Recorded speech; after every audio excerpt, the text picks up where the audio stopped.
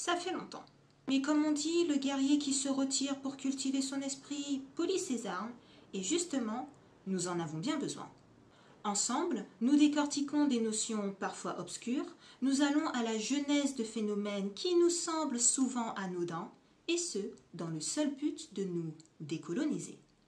Parce qu'une colonisation réussie est une colonisation des esprits, il nous faut aller au-delà de la liberté illusoire et commencer à remettre en question chaque aspect de notre vie gangréné par le colonial, par le néocolonial. Donc on va commencer par dire bonjour, je suis Dame Saloflûteuse et bienvenue sur ce nouveau Le Study Vlog.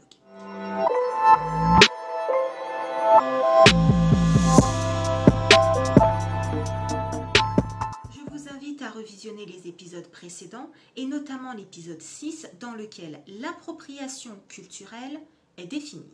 Dans cet épisode, je soulignais me refuser à faire une liste de ce qui relèverait ou non de l'appropriation culturelle, car dans une démarche de nous décoloniser, il est important et même vital que nous apprenions à réfléchir par nous-mêmes, que nous développions une analyse critique du monde qui nous entoure et que nous portions un regard honnête sur nos habitudes, afin de remettre en question dans un premier temps, puis changer, voire même abandonner des croyances, des pratiques, des styles de vie que nous pensions normaux, mais qui sont en fait des preuves, des chaînes que nous portons encore.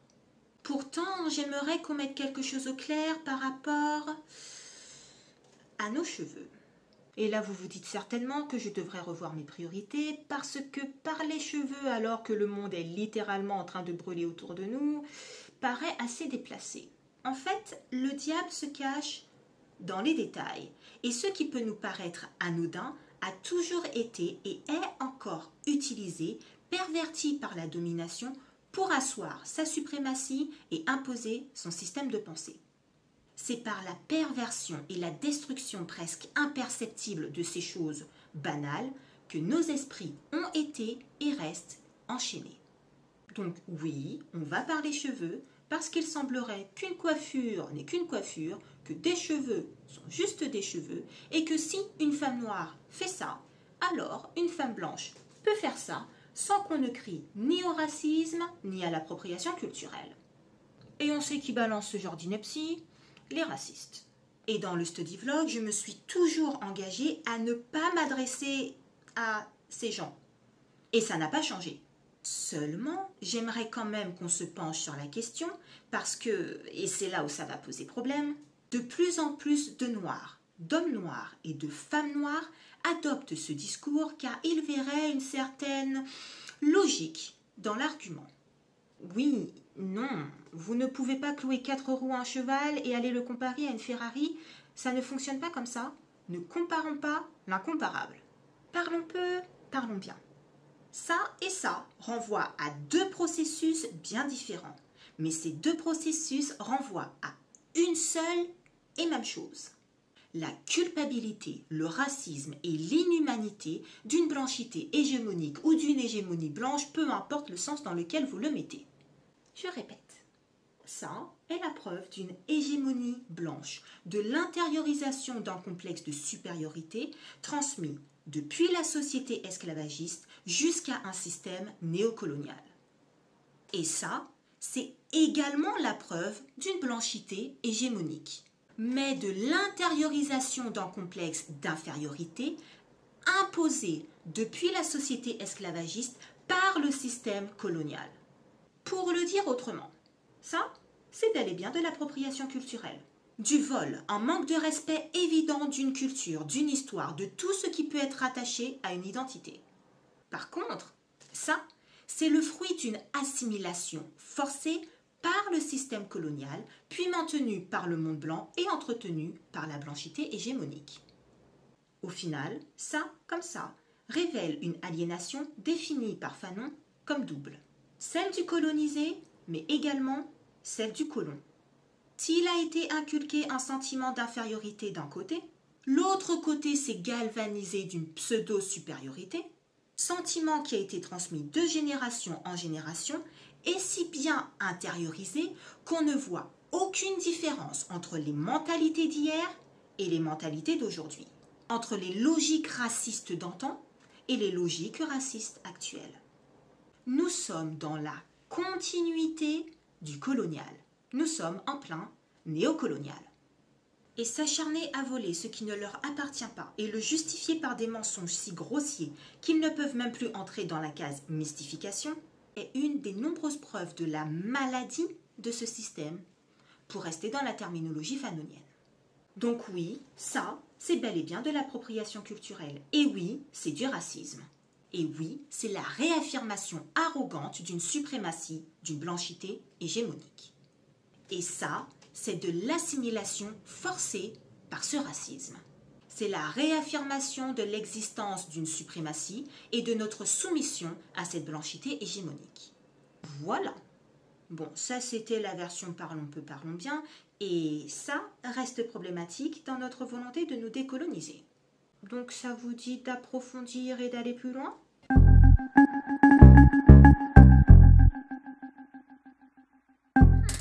Pour commencer, est-ce que les cheveux sont juste des cheveux et faisons-nous tout un plat d'un truc anodin ? La réponse est non. Il faut savoir que le cheveu est ce qu'on appelle un signifiant, c'est-à-dire qu'il est porteur de signification. Il est un signe dépendant d'une société, d'une culture, d'une religion, etc. Peu importe où on se place, ce n'est pas juste un cheveu. Il transmet des informations sur nous, qu'on le veuille ou non. L'anthropologie médicale s'est notamment intéressée chez les femmes à la perte capillaire provoquée par la chimiothérapie suite à un cancer du sein. Cash souligne que bien que la perte des cheveux apparaisse comme un événement sans importance du fait qu'elle ne provoque aucune souffrance physique, elle est en réalité un problème sérieux à la fois d'un point de vue psychologique, social et émotionnel. Une étude de 1997 a révélé que la perte capillaire arrivait en 3e position des effets d'une chimiothérapie les moins soutenables, après les vomissements et les nausées.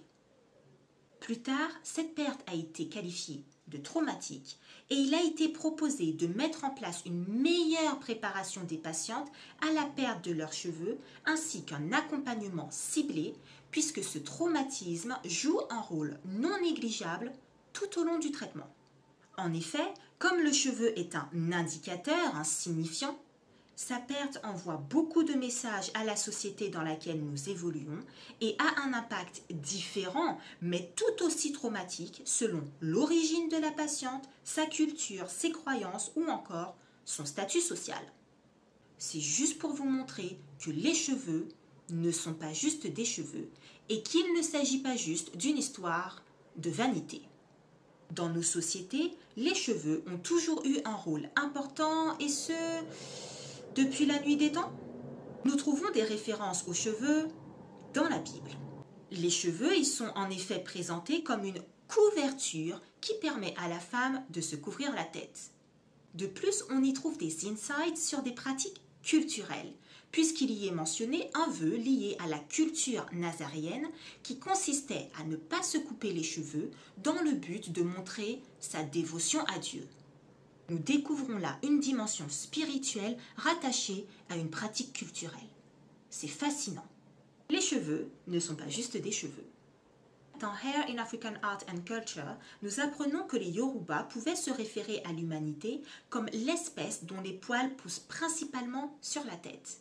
Et justement, la capacité de l'être humain à se coiffer, à parer ses cheveux ou les cheveux des autres, de bijoux, d'ornements, à se couper le cheveu, bref, à en faire quelque chose, a très vite été considéré comme un signe d'évolution, mais également de civilisation et de socialisation.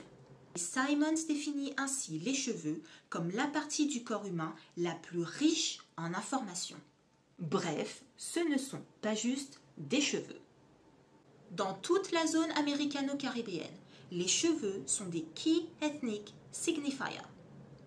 Plus que la couleur de peau, la texture du cheveu permet aux Caribéennes, aux Brésiliennes et aux Américaines de se rattacher à leur négritude et de signifier également aux leurs que c'est nous-mêmes, ou já savent.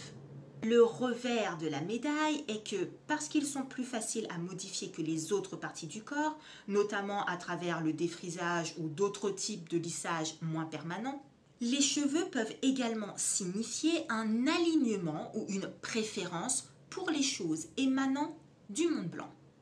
Et cette préférence est qualifiée par Fanon de symptôme d'une infériorisation intériorisée. À ce stade, il est intéressant de mentionner la Social Comparison Theory et notamment les études d'Evans et McConnell qui montrent que les femmes noires ont une plus grande satisfaction de leur corps que les femmes blanches.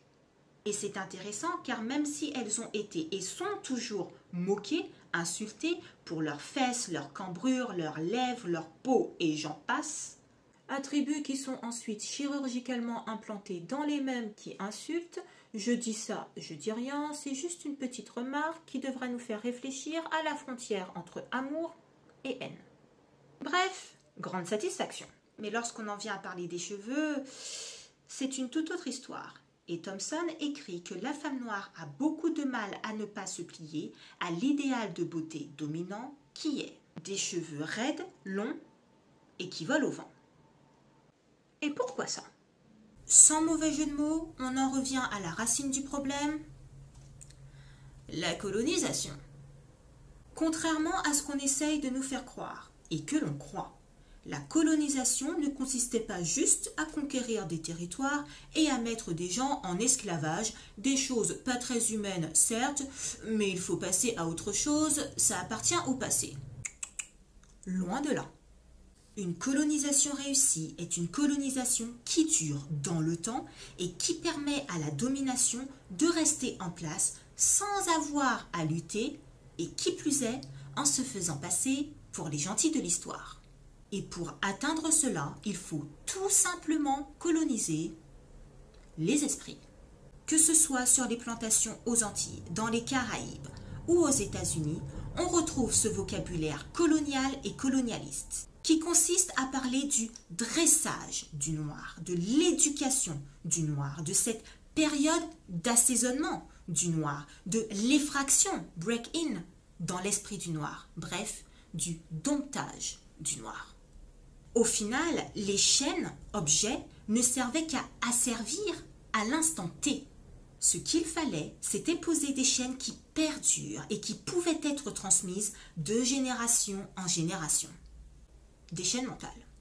Ce qu'il fallait, c'était entreprendre une destruction psychologique si profonde que nous finirions par nous dompter nous-mêmes, nous mettre dans le rang sans que personne n'ait rien à nous dire, nous rapetisser, nous plier aux définitions du monde blanc afin d'espérer y avoir une place. Et c'est dans cette mesure que la traite transatlantique, la traite négrière, a profondément altéré le rapport des Africains à eux-mêmes.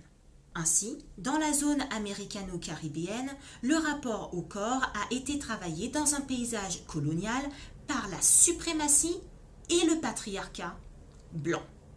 Et oui, pour cette suprématie, les cheveux ont été ciblés. Pour cette suprématie, nos cheveux n'ont jamais été juste des cheveux. On parle souvent de la classification établie en fonction de la couleur de peau. Mais en parallèle existait une classification établie en fonction de la texture du cheveu.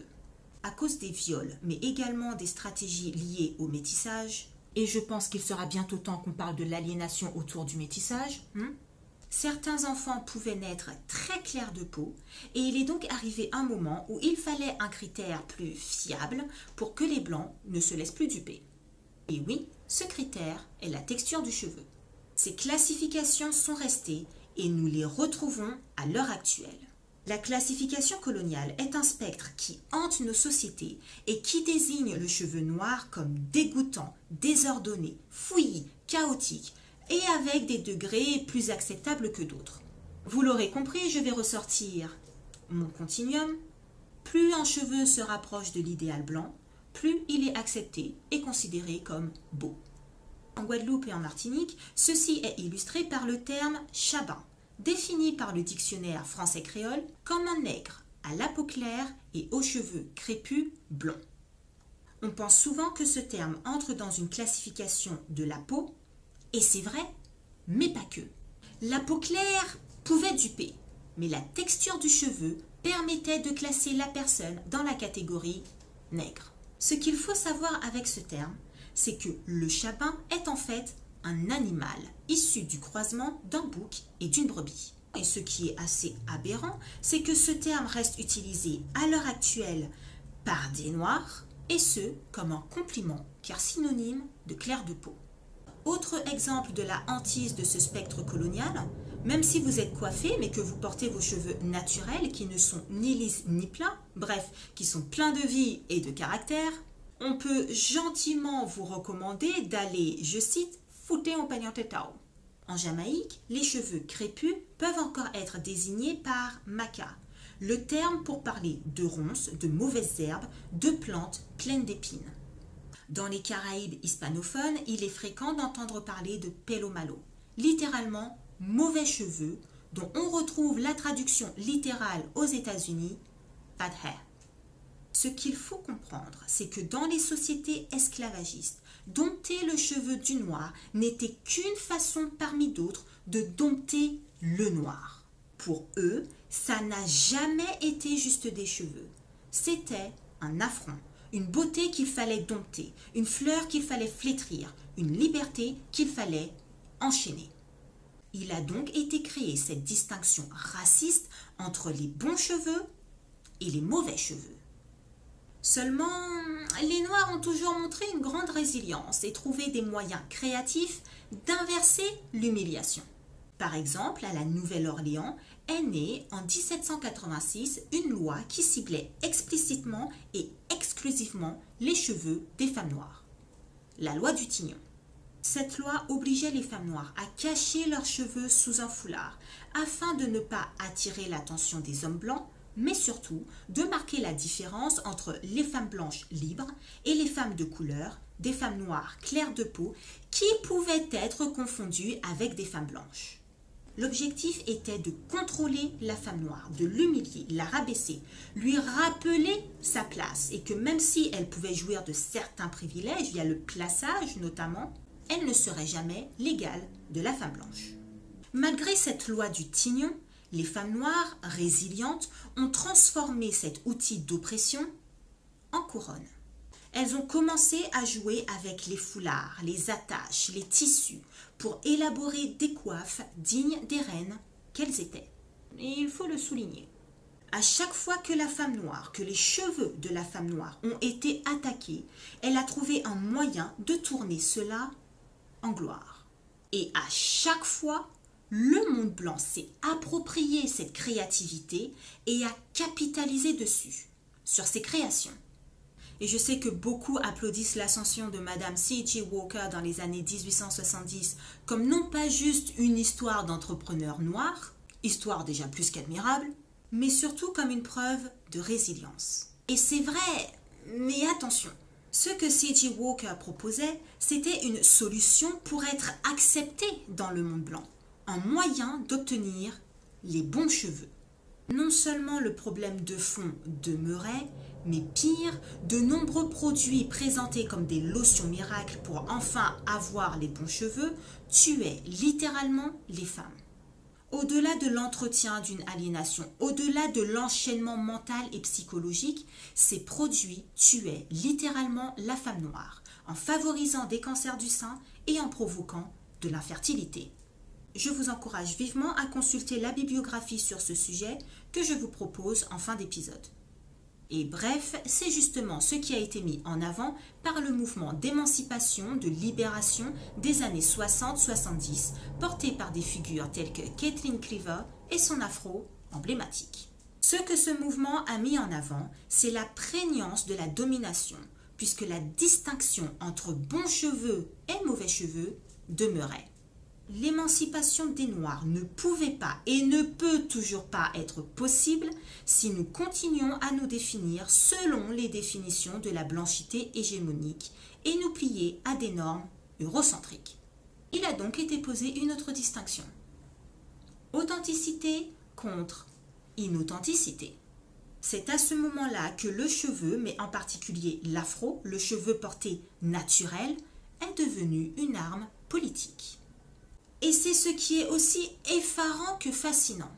À l'époque, les Noirs de ce mouvement et le Black Panther Party ont juste appelé à embrasser l'authenticité, c'est-à-dire d'arrêter d'altérer notre naturel. Simplement être, exister tel que nous sommes. Pour citer Caitlin Cleaver, si un frère porte ses cheveux naturels, si moi-même je porte mes cheveux naturels, c'est parce que nous sommes nés comme ça. C'est naturel. Et ce naturel a été perçu comme une menace par la suprématie blanche, par le système dominant. Et pourquoi? Car cela marquait un pas non négligeable dans l'émancipation des Noirs, un pas vers la liberté. Cela signifie que pour le système dominant, entraver nos cheveux signifie nous entraver, nous. Ils ont fait de nos cheveux des chaînes. Ça n'a jamais été juste des cheveux. Comprenez bien, le simple fait qu'on existe est une menace. Ce n'était pas l'afro le problème, ce n'est pas le cheveu naturel, mais l'état d'esprit qui y était et y est attaché, à savoir la non-conformité aux définitions eurocentriques, le refus de se soumettre aux définitions du monde blanc. Mieux ou pire, ça dépend de quel côté de l'histoire vous vous placez, l'effacement d'un complexe d'infériorité. Je deviens une menace dès lors qu'on ne peut plus me contrôler, qu'on ne peut plus me maintenir sous des définitions qui me définissent comme étant anormal, tandis que l'autre est défini comme l'idéal à atteindre. Dès lors, la domination de l'autre est menacée. Et c'est pour cela que le cheveu naturel a été considéré comme une arme politique, une arme idéologique. Posez-vous la question. Comment un mouvement qui prônait l'amour de son moi authentique a pu être considéré comme un danger pour la nation américaine, tandis que le KKK, un mouvement qui prônait la haine de l'autre, n'a pas été démantelé? Je vous laisse répondre, mais sachez qu'un esprit médiocre écrase, détruit et fait douter de sa valeur afin de garder le pouvoir. La question qu'il nous faut nous poser est, face à l'oppression d'un système raciste, où est-ce que je me situe? Je me plie à ces définitions ou j'embrasse mon moi authentique? Je me dompte pour être acceptée dans le monde blanc ou j'embrasse la liberté? Dans les années 90, ce fut la deuxième vague du mouvement Black is Beautiful, avec les Nats, les rajouts, qui sont arrivés comme une nouvelle preuve de la résilience des femmes noires qui redoublent de créativité pour s'adapter aux standards eurocentriques. On veut garder ses cheveux naturels, mais grâce aux nattes, aux rajouts, on va avoir le côté long, straight and flowing. Surtout à une époque où les cheveux portés naturellement étaient perçus comme une radicalisation politique et un danger pour le système, les nattes, les box braids, les rajouts ont été un moyen de littéralement survivre. Pourtant, les nattes restent un élément de discrimination pour les femmes noires, considérées ghetto, mais également et surtout une nouvelle preuve de la résilience des Noirs. Grosso modo, le fait que l'on trouve un moyen de survivre et ce, avec style, ça ne plaît pas.